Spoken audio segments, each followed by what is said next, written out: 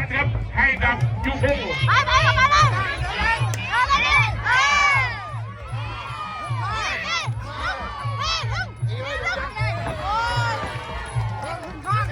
ครับปีนเตะด้วยนะเด็กเป็นตัวเ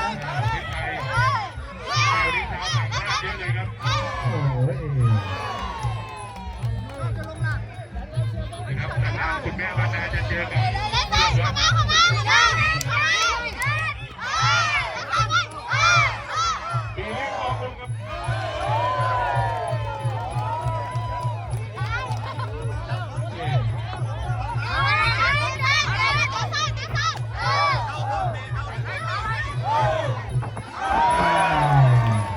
สุดท้ายเนี่ย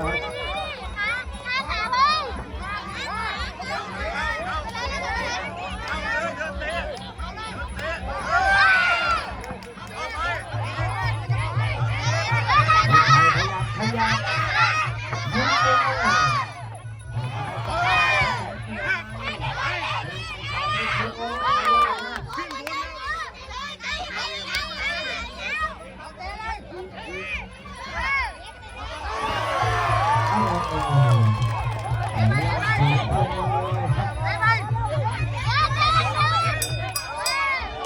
หมดยกสุดท้ายเกมจบแล้วในภาพสวยๆ